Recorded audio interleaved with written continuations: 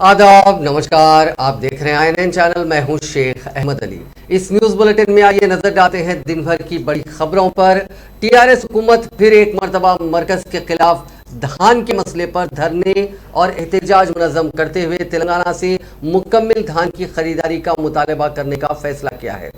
इस खुसूस में chief minister व सदर टीआरएस के चंद्रशेखर राव ने आज दोपहर अपने फार्म हाउस में रियासती वज़रा का एक हंगामी इजलास तलब करते हुए ताज़ा सियासी सूरत हाल और मरकज़ के साथ रियासत के ताल्लुकात व दीगर उमूर पर तफसीली तबादला ख्याल किया।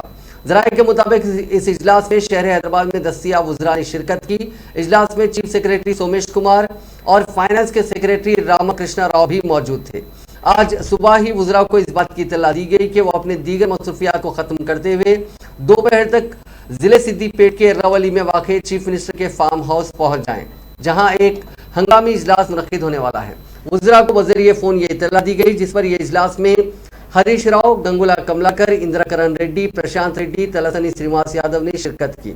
वजीर KT रामाराव, जो आज ही अमेरिका के दौरे पर रवाना हुए, इजलास में शिरकत नहीं कर सके। इसके अलावा हैदराबाद से बाहर अपने अपने हलकों में मसरूफ वज़रा भी इस इजलास में शरीक नहीं हुए।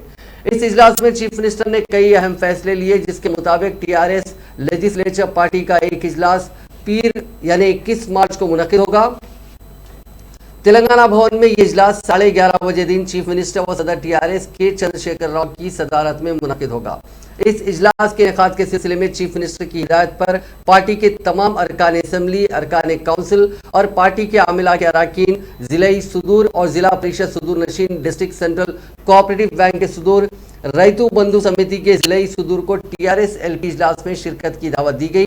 TRS ज़राए के मुताबिक इस इजलास में चीफ मिनिस्टर चंद्रशेखर राव यासंगी में धान की खरीदी के पैदा होने वाले मसाइल पर मरकजी हुकूमत के खिलाफ धरने व एहतजाज के मंसूबे को खतियत देंगे।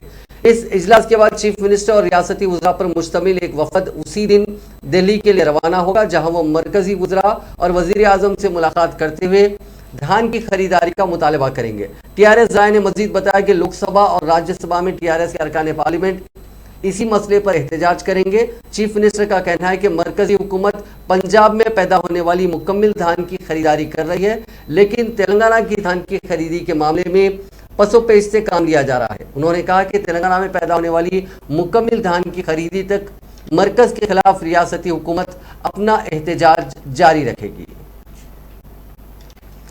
वज़ीर ज़राअत निरंजन रेड्डी की क़यादत में अरकान असम्बली और ओहदेदारों पर मुश्तमिल वफ़द ने आज दूसरे दिन महाराष्ट्र के जलगांव का दौरा किया और वहां कायम दुनिया के सबसे बड़े मैंगो प्रोसेसिंग प्लांट और टिश्यू कल्चर लैब का मुशाहिदा किया।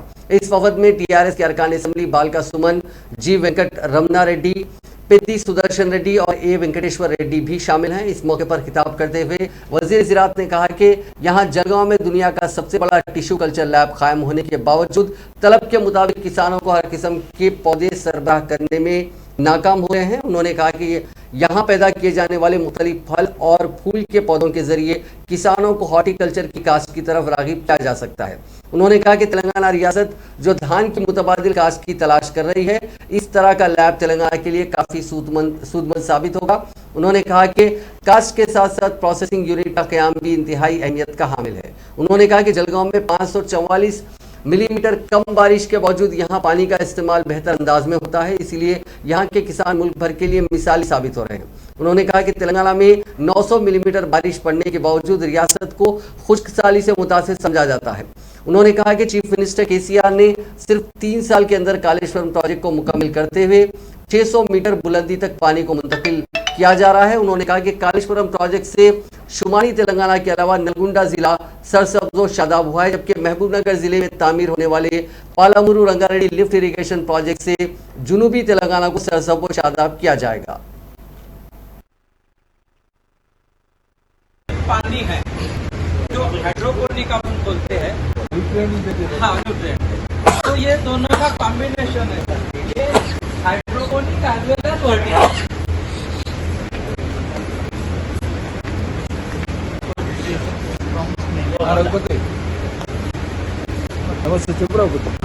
ये इसी पैकेट में ऐसे ये रेडी आपको से बना के गरम करके हाँ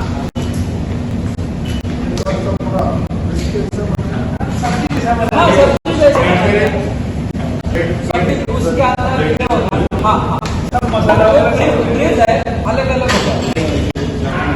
ईयर का प्लांट है ये यहाँ फोर्थ ईयर का है फोर्थ ईयर छोटा है, अरे योगेश छोटा है, नहीं है ना, हाई डेंसिटी में इतना जल्दी जल्दी नहीं बढ़ता, जल्दी नहीं आता।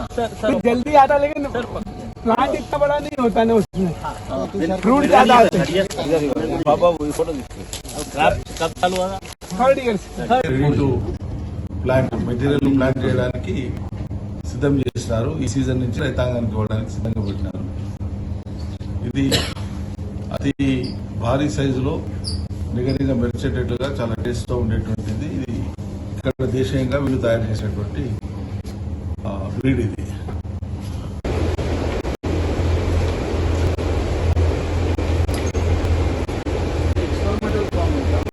हाँ एक्सपेरिमेंटल कम डेमो, सभी तरह के क्रॉप्स कर सकते हो। ये तो नर्सरी का पूरा सेक्शन है, ये ग्रीन हाउस में सीताफल है, हाँ ये सीताफल है, फिर स्वीट ऑरेंज है, मैंगो है, सब तरह के नर्सरी प्लांट भी आपको करते हैं।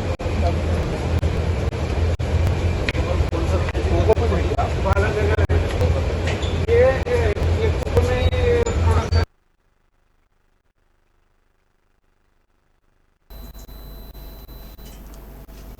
वजीर फाइनेंस टी हरीश राव ने आज रुकने पार्लियामेंट कुत्ता प्रभाकर रेड्डी के साथ मिलकर सिद्दीपेट जिले के मल्लाना सागर प्रोजेक्ट से गोदावरी के पानी को भोनगी जिले के गुंडी चिरू तालाब में पैकेज 15 कैनाल के जरिए छोड़ा। इस मौके पर मुनक़दा तकरीब से खिताब करते हुए हरीश राव ने कहा कि कालेश्वरम प्रोजेक्ट तामीर करते हुए गोदावरी के पानी को रियासत के मुख्तलिफ मकामात पर मुंतकिल किया जा रहा है, जिससे मुख्तलिफ अजला में पाई जाने वाली खुश्क साली को दूर किया गया। हरीश राव ने कहा कि सख्त तरीन धूप और शदीद गर्मा में भी गोदावरी के पानी को रियासत के मुख्तलिफ मकामात तक मुंतकिल करना एक ख्वाब था जो आज पूरा हुआ। हरीश राव ने कहा कि हर शख्स की आंखों के सामने गोदावरी से पानी की मुंतकली का अमल जारी है, लेकिन अपोजिशन जमातों के कायदीन की आंखों को ये पानी नजर नहीं आ रहा है। उन्होंने कहा कि पेशर हुकूमतों ने रियासत के कई अजला को नजरअंदाज कर दिया था, जहां आबपाशी प्रोजेक्ट्स तामीर न होने की वजह से खुश्क साली से मुतासिर हो गए थे। तेलंगाना की तश्कील और टीआरएस के इख्तियार में आने के बाद रियासत की हर अराजी तक पानी सरबराह किया जा रहा है। वज़ीर सिविल सप्लाईज गंगुला कमलाकर ने आज बीजेपी के कायदीन को इंतबाह दिया कि अगर उनके रवैये में तब्दीली नहीं आती है तो संगीन नताइज बरामद होंगे। उन्होंने गुज़िश्ता राज सिलसिला जिले के एलारेड्डी पेट में बीजेपी के कारकुनों की जानिब से सोशल मीडिया पर टीआरएस हुकूमत के खिलाफ जारी करदा पोस्ट के बाद पैदा होने वाली कशीदगी पर अपने शदीद रद्द अमल का इजहार किया। उन्होंने कहा कि बीजेपी कायदीन के भड़काऊ बयानात से उस पार्टी के कारकुन मुतासिर होकर सोशल मीडिया पर मुतनाज़िया पोस्ट जारी कर रहे हैं, जिससे दोनों जमातों के दरमियान तसादुम के वाक़यात पेश आ रहे हैं।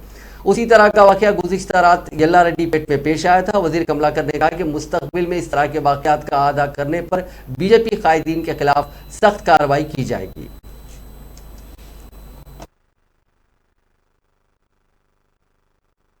సంస్కృతి మరి కాదు. కట్టెలతోటి దాడి, నడి బజార్లో లాఠీలతోటి, తుపాకులతోటి కారు ధ్వంసం. ఎక్కడ బీహారు, ఎక్కడ యూపీ, ఎక్కడ తెలంగాణ తీసుకొస్తున్నాం.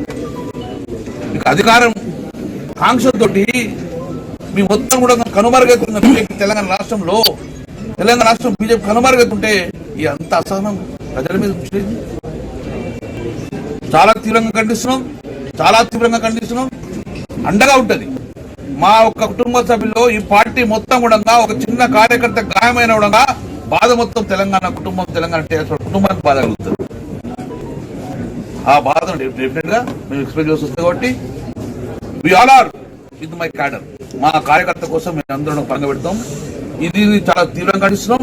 దీని మీద చట్టపరంగా సీరియస్ యాక్షన్ తీసుకునేదాకా డెఫినెట్ గా మేము మా గౌరవ ముఖ్యమంత్రి నివేదిస్తాం. పోలీస్ డిపార్ట్మెంట్ చెప్తున్నాం. నేను టీఆర్ఎస్ పార్టీ కార్యకర్తగా, టీఆర్ఎస్ పార్టీ కుటుంబ సభ్యులుగా సీరియస్ యాక్షన్ తీసుకోమని చెప్పి పోలీస్ డిపార్ట్మెంట్ కోరుతున్నాం. సంస్కృతి మాది కాదు.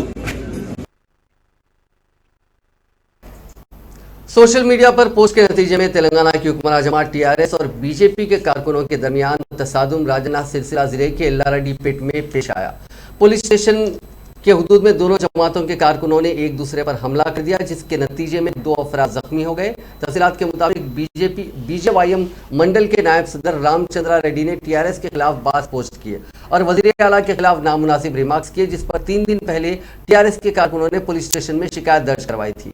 इस वाक़े के बाद से ही दोनों जमातों के कारकुनों के दरमियान लफ्जी बहस जारी थी। इसी दौरान बीजेवाईएम के जिले सेक्रेटरी बी साई के मकान टीआरएस के कारकुन पहुंचे। इस वाक़े के बाद साई की मां ने बीजेपी के कारकुनों के साथ यल्लारेड्डी पुलिस स्टेशन पहुंचकर शिकायत दर्ज करवाई। इस वाक़े की इत्तला के साथ ही टीआरएस के कारकुनों ने बड़ी तादाद में पुलिस स्टेशन के करीब जमा हो गए और पुलिस स्टेशन के हुदूद में दोनों जमातों के कारकुनों में बहस और तकरार हो गई, जिसने तसादुम की शक्ल इख्तियार कर ली। इस तसादुम में 2 अफराद जख्मी हो गए। पुलिस ने टीआरएस कारकुनों को पुलिस स्टेशन से बाहर निकालकर जख्मियों को इलाज के लिए अस्पताल मुंतकिल किया। वजीर इंफॉर्मेशन टेक्नोलॉजी के.टी. रामाराव की क़यादत में एक वफद, जिसमें सेक्रेटरी महकमे सनत जे.एस. रंजन और दीगर ओहदेदार शामिल हैं, आज सुबह राजीव गांधी बैनुल अक़वामी एयरपोर्ट शमशाबाद से अमेरिका के 10 रोज़ा दौरे पर रवाना हुए। ये वफद अमेरिका के शहरों लॉस एंजलिस, बोस्टन, न्यूयॉर्क और दीगर शहरों का दौरा करते हुए अमेरिका के सनतकारों और सरमायाकारों से मुलाकात करते हुए उन्हें तेलंगाना में सरमाया करने की तरगीब देने के अलावा तेलंगाना में सनतों के क़याम के सिलसिले में की जाने वाली सहूलतों से वाकिफ करवाएंगे। सदर तेलंगाना प्रदेश कांग्रेस कमेटी और रुकने पार्लियामेंट ए रेवंत रेड्डी ने गजवेल में जारी अपनी पदयात्रा को खिताब करते हुए वजीर आला चंद्रशेखर राव पर तनकीद की। उन्होंने वजीर आला से मुतालबा किया कि वो जिन किसानों से रीजनल रिंग रोड के नाम पर अराजी हासिल कर रहे हैं, उन्हें अपने फार्म हाउस के 500 एकड़ अराजी में से अराजी हवाले करें। उन्होंने बताया कि तेलंगाना की हुकूमत रीजनल रिंग रोड के लिए जो अराजी हासिल कर रही है वो 3 था 5 करोड़ की है, लेकिन हुकूमत सिर्फ 10 लाख रुपए मुआवजा देने का मंसूबा बना रही है, जो किसानों के साथ सरासर नाइंसाफी है। उन्होंने बताया कि एक तरफ वजीर आला चंद्रशेखर राव किसानों को धान की काश्त करने से मना कर रहे हैं, तो दूसरी तरफ खुद अपनी 150 एकड़ अराजी पर धान की काश्त करते हुए किसानों को धोखा दे रहे हैं।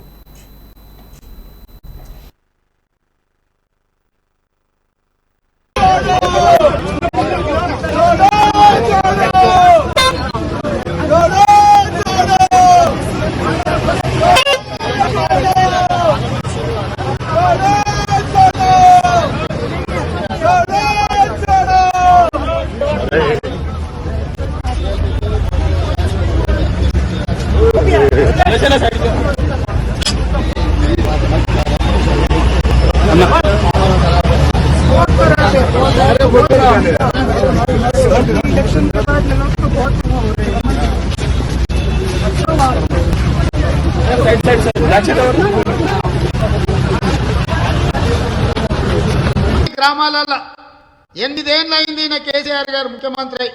ఒక్క రోజున మీ ఊరికి వచ్చి మీ కష్టాలు ఏంటో కనుక్కున్నాడా? మీకు ఎవరికైనా డబుల్ బెడ్రూమ్ ఇల్లు ఇచ్చిందా? కొత్తగా దళితులకు ఎవరికైనా 3 ఎకరాల భూమి ఇచ్చిందా? ఇంటికో ఉద్యోగం వచ్చిందా? మీ రైతు రుణమాఫీ మొత్తం జరిగిందా? ఆరోగ్యశ్రీ అమలు అవుతుందా? మరి అట్లాంటోని ఇంకా నాయకుడిగా మనం ఎట్లా స్వీకరిస్తామో మీరు ఒక్కసారి ఆలోచన చేయండి. ఆ మధ్యలో అన్నాడు వరి కొనమంటే వరి కేంద్రం కొంటలేదు కాబట్టి నేను కూడా కొనను, ఒకవేళ వరేసుకుంటే మీరు ఉరేసుకున్నట్టే అని కేసీఆర్ చెప్పాడు. ఎవరు రైతులు వరి పండించొద్దని కేసీఆర్ సూచన చేసి, నిజంగానే కొంతమంది రైతులు అమాయకంగా ముఖ్యమంత్రి చెప్పిన కొనేటోళ్ళు లేరని వరి పండించలే, కానీ ఊరందరికీ వరి పండించొద్దని చెప్పి కేసీఆర్ ఆయన ఫామ్ హౌస్ లో 150 ఎకరాలలో వరి పండించుకుంటుండో నేను అడుగుతున్నా.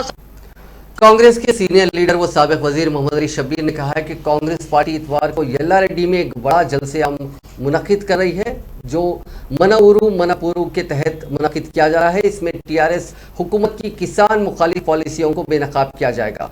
एक प्रेस कॉन्फ्रेंस से खिताब करते हुए मोहम्मद अली शब्बीर ने बताया कि तेलंगाना प्रदेश कांग्रेस कमेटी के सदर और MP ए रेवंत रेड्डी यल्लारेड्डी में मनपुरू जलसे-आम के दौरान धान के किसानों के मसाइल और दीगर मसाइल के बारे में बात करेंगे। उन्होंने कहा कि इजलास के दौरान किसानों, बेरोजगार अफराद और बीड़ी वर्कर्स से मुताल्लिक मसाइल पर नोटिफिकेशन एक डिक्लेरेशन जारी किया जाएगा। उन्होंने आवाम से अपील की कि वो कसीर तादाद में शिरकत करके इस प्रोग्राम को कामयाब बनाएं। उन्होंने कहा कि जिले कामारेड्डी के तमाम हलकों से हजारों लोगों ने पहले ही इस मीटिंग में अपनी शिरकत की तस्दीक कर दी है। शब्बीर अली ने कहा कि रियासत तेलंगाना में टीआरएस और मरकज में बीजेपी के दौरे हुकूमत में किसान इंतहाई परेशानी में जिंदगी गुजारने पर मजबूर हैं। उन्होंने कहा कि न तो चीफ मिनिस्टर चंद्रशेखर राव और न ही वजीर आजम नरेंद्र मोदी धान की खरीदारी पर कोई ठोस यकीन दहानी करवा रहे हैं। उन्होंने कहा कि निजाम सागर आयकोट में यासंगी के मौसम में धान की काश्त की जाती है। उन्होंने कहा कि रवां सीजन में तकरीबन 83,000 मीट्रिक टन धान की काश्त मुतवक्को है, तहां फी क्विंटल धान पर 1960 रुपए के बजाय किसानों को सिर्फ 1500 से 1600 रुपए की कीमत पेश की जा रही है। प्रेस कॉन्फ्रेंस में मोहम्मद अली शब्बीर के साथ कांग्रेस जिला सदर कामरेड्डी, कैलाश श्रीनिवास, यूथ कांग्रेस सदर श्रीनिवास गौड़, अकलियती सदर मोहम्मद सिराजुद्दीन अहमद इम्तियाज मौजूद थे।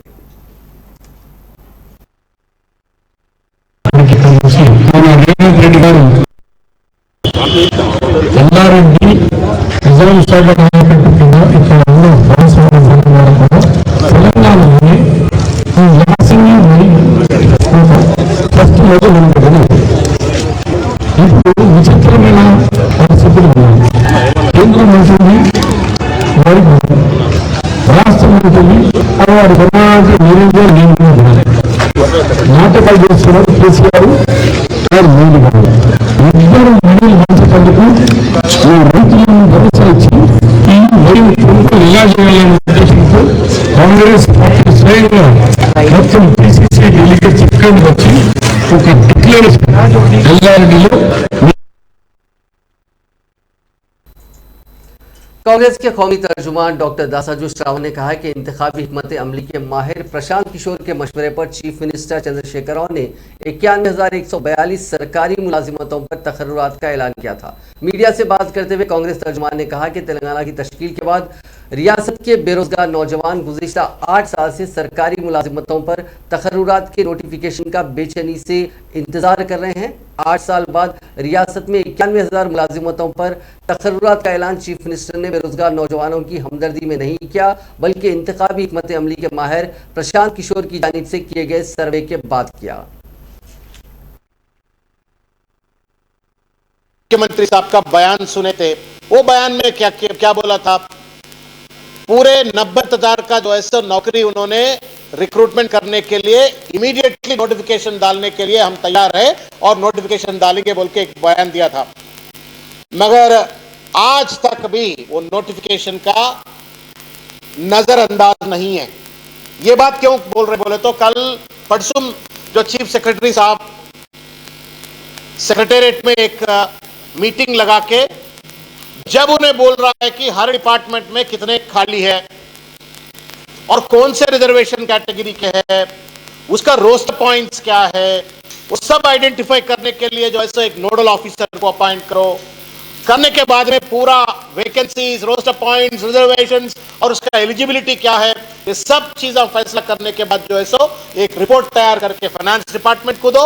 फाइनेंस डिपार्टमेंट क्लियरेंस करने के बाद में जुडिशरी को क्लियरेंस होना, उसके बाद में टीएसपीएससी को या रिक्रूटमेंट बोर्ड्स को भेज दूं बोल के उन्होंने जो बात किया, उससे यह साबित होता है कि मुख्यमंत्री साहब ने जितना जोश के साथ, होश के साथ उन्होंने जो असेंबली में बयान दिया था वो झूठे बयान था।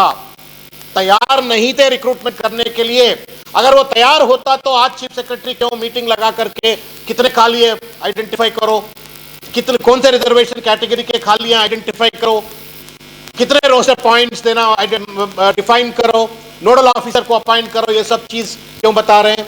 इसका मतलब यह है कि इन लोग तैयार नहीं है, सिर्फ गुमराह करने के लिए अनएम्प्लॉयज को एक झूठी नकाब पहन के जो है सो उन लोगों को गुमराह करने के लिए मुख्यमंत्री साहब ने ये अनाउंसमेंट किया था। दूसरी बात ये है कि टीएसपीएससी को छोड़ करके जो है सो बोर्ड से अपॉइंटमेंट करने की एक कोशिश हो रही है।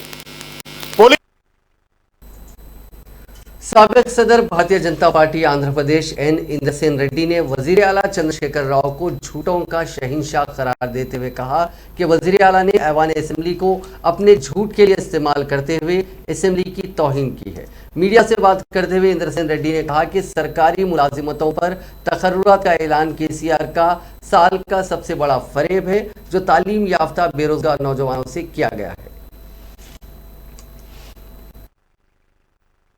गवर्नर के स्टेटमेंट में ही उन्होंने लिख के पढ़ाए, फिर अभी तक वो नहीं है।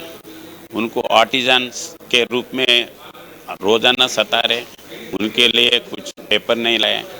वैसे ही 6 महीने पहले मैं 2 महीने में आपको एम्प्लॉयमेंट दे रहा हूँ, आज ही एप्लीकेशन रख लो ऐसे बोले हैं, वो भी नहीं हुआ। अभी फिर वही स्टेटमेंट दिए कि आज जाओ एप्लीकेशन रखो, रात को रात कल सुबह देख लो। ऐसा एक सिनेमा का ट्रेलर कैसा बना है वैसा बनाए हैं, फिर भी कुछ नहीं करे हैं। क्योंकि अनएम्प्लॉयड यूथ ई सेवा, मी सेवा, कलेक्टर ऑफिसर्सों के पास जाके एप्लीकेशन देने के लिए बोले तो वो मजाक उड़ा रहे। क्या है ये स्टेटमेंट, चीफ मिनिस्टर का स्टेटमेंट, उसका कोई वैलिडिटी है क्या? वो कैसे बात करें? आप बिलीव कर रहे हैं क्या बोल के उसको मजाक कर रहे हैं। तो इसीलिए मैं ये बोल रहा हूँ, उनके चीफ मिनिस्टर में 2018 में एक कमेटी डाला, पीआरसी कमेटी, इलेक्शन से पहले बिस्वाल कमेटी। वो कमेटी में 4,90,000 एम्प्लॉयज सैंक्शन है, उसमें 3 लाख काम कर रहे हैं। अभी 1,90,000 खाली है बोल के स्टेटमेंट वो बुक को रिपोर्ट दिए। उसके बाद में क्या करें उसको? अभी वो 90,000 बोल के बोल रहे 1 लाख कहाँ गया? तब ये झूठा स्टेटमेंट है। अभी इसको प्रोसेस करने के लिए फिर फाइनेंस का ज़रूरत नहीं है, कैबिनेट का ज़रूरत नहीं है। चीफ सेक्रेटरी के स्टेटमेंट से ये मालूम हो रहा है कि फिर ये फाइनेंस को जाना है, कैबिनेट को जाना है। ज़रूरत क्या है? सैंक्शन पोस्ट में जब एक मर गए तो एक रिटायरमेंट हुआ तो ऑटोमेटिकली दूसरे अपॉइंटमेंट होते हैं, उसके लिए फाइनेंस का ज़रूरत नहीं है। ये झूठा बात बोलने के लिए ये है। अभी इसका प्रोसेस अगर चलना है, अगर Murtaza Khaldari, chief tourism officer Istanbul तुर्की ने कहा कि 2023 से तुर्की तरक्की की नई मंजिलों की जानिब तेजी से उड़ान भरते हुए आलमी तिजारती मरकज में तब्दील हो जाएगा।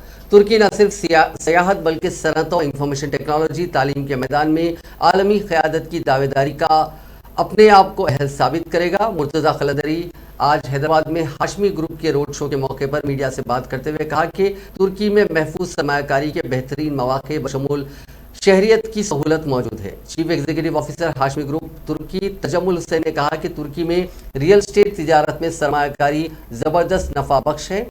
मेयर अलमावस तुर्की बेकर ओजेन ने वीडियो खिताब के जरिए तुर्की की तारीख और मुस्तकबिल पर रोशनी डाली।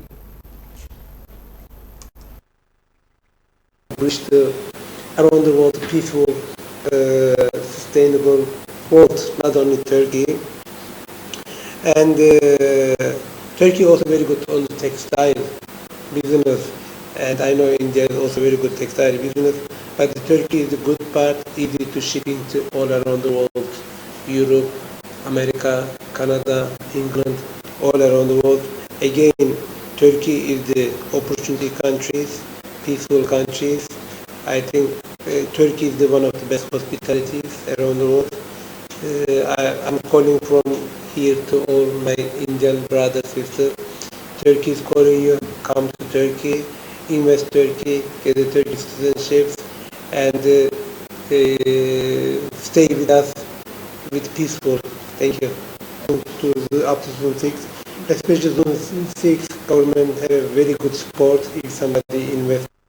1923 में जब तुर्की को डिवाइड किया था, आज 100 ईयर का अग्रीमेंट था, तो अब उसके बाइस कुछ अनस्टेबिलिटी पैदा होती है क्या वहाँ पर? क्योंकि आज इन्वेस्टर्स को इन्वाइट कर रहे हैं, कोई तैयार होगा उसके बाद में? एक्चुअली जो है 1923 का लुज़ान जो एग्रीमेंट है उसका एक 100 साल की मुद्दत थी, तो वो ख़त्म हो रही 2023 में। उसके एक्चुअली बहुत सारे फ़ायदे हैं जो टर्की को और आगे ले जाएंगे। For example oil and gas reserves हैं जो मेडिटेरेनियन रीजन में है, ब्लैक सी में है, जो टर्की अपनी आज़ादी के साथ जो है उसको एक्सप्लोर कर सकता है। Already Turkey in the last 2 years जो है बहुत सारे ज़खायर को जो है डिस्कवर किया है ऑयल एंड गैस के, तो इसकी वजह से टर्की की इकॉनमी और ज़्यादा आगे बढ़ेगी। बॉस्फोरस है, बॉस्फोरस जो है अब तक वो इंडिपेंडेंट था, अनदर चैनल बनाया जा रहा है, उससे भी $100 बिलियन प्लस का जो है रेवेन्यू, नया रेवेन्यू जो है टर्किश गवर्नमेंट को मिलेगा और बिजनेस प्रमोट होगा और नए शिपिंग चैनल्स निकलेंगे, वहाँ पर जो है और बिजनेस अपॉर्चुनिटीज निकलेंगे। तो टर्की और मुस्तहकम बन रहा है और वहाँ पर उसकी इकॉनमी ग्रो होने वाली है। इससे फ़ायदे ही फ़ायदे हैं। इनफैक्ट जो है ये जो 100 साल मुकम्मल हो रहे हैं उससे फ़ायदे हैं टर्की के लिए, और जो इन्वेस्ट कर रहा है उसके लिए तो फ़ायदे हैं डेफिनेटली। जी 1923 में जब तुर्की को जो है डिवाइड किया था, आज 100 ईयर का अग्रीमेंट था, तो अब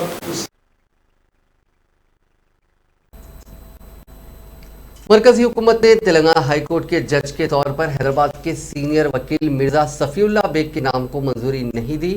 सुप्रीम कोर्ट की कॉलेजियम ने गुज़िश्ता माह तेलंगाना हाईकोर्ट के लिए 12 नामों की बतौर जजेस सिफारिश की थी, जिनमें 7 वकला और जुडिशल ऑफिसर शामिल थे। लेकिन बताया गया कि मरकजी हुकूमत ने 12 में से सिर्फ 10 नामों को मंजूरी दी है और उनकी फहरिस्त सदर जमहूरिया की मंजूरी के लिए रवाना कर दी गई है। जिन 2 नामों को मंजूरी नहीं दी गई उनमें मिर्जा सफीउल्लाह बेग के अलावा चाडा विजय भास्कर रेड्डी भी शामिल हैं। बताया गया कि इन दोनों वकला की उम्र कम होने के बाद उनके नामों को मंजूरी नहीं दी गई।